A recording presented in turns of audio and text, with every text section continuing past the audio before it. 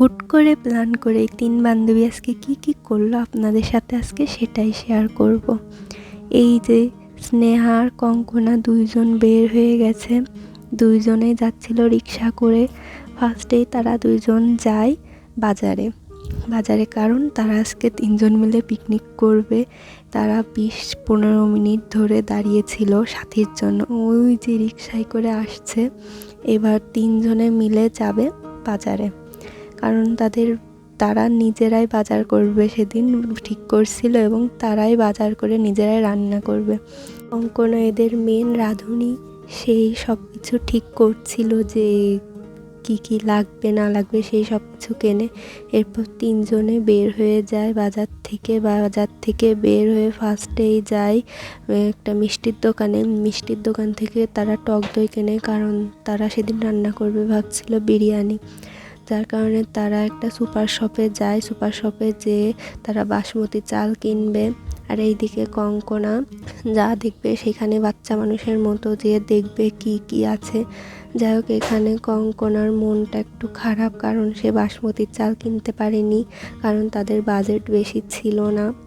যাই হোক, এরপরে 3জনে মিলে বৃষ্টির ভিতর চলে যায় সাথীদের বাড়িতে অটোতে করে। প্রচুর বৃষ্টি হচ্ছিল সেদিন, মানে গুড়ি হচ্ছিল, অনেক জোরে না, গুড়ি কিন্তু অনেক। এইদিকে স্নেহার হাতে তেল, কঙ্কনার হাতে কঙ্কনার ব্যাগ, আর সাথীর কাছে অন্যান্য জিনিস।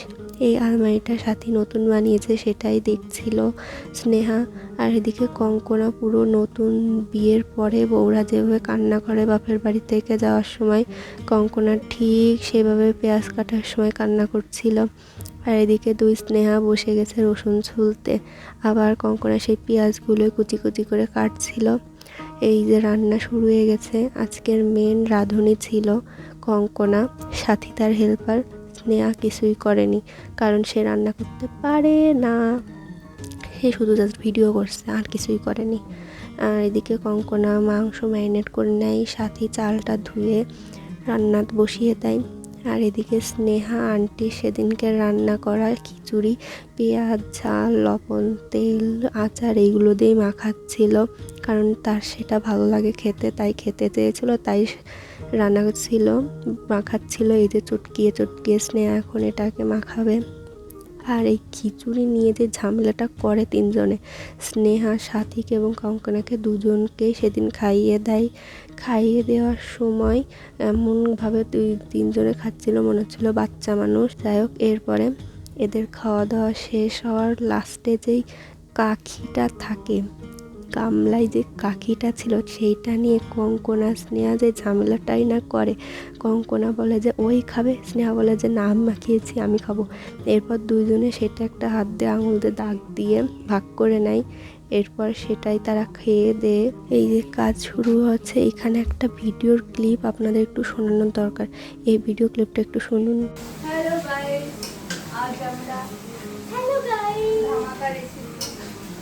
ধামাকা রেসিপি বিরিয়ানি, বাসমতি চালে টিনাস ধাবার বিরিয়ানি, বাসমতির জায়গায় পোলাও। আসলে চেয়েছিলাম বাসমতি, হয়ে গেছে পোলাও। ফার্স্ট টাইম ব্লগ করলে যা হয়, এখানে যাই হোক রান্না বান্না আবার শুরু হয়ে যায়। এরপর এরা খাওয়া দাওয়া করে, হুট করেই সাথী বলে যে আমরা শাড়ি পরি। এরপর হুট করেই অন্য 2জন শাড়ি পরে নেয়। স্নেহা ফার্স্টে শাড়ি পরতে চায়নি, করছিল না, ভালো লাগছে না, তারপরে পরে। এবার 3জনে মিলে একটু ছবি তোলে, ভিডিও করে। এরপর 3জনে এখানে একটু ঢং করে বৃষ্টির ভিতর ঘুরছিল। যাই হোক, যদিও একটু বৃষ্টি পড়ছিল, বেশি জোরে না। এরপর দেখবেন এই 3টেতে যে একটা ঢং করবে, এগের মতো ঢং আর কেউ করতে পারে না। যাই হোক, ভালো লাগলে like, comment and share. Tata.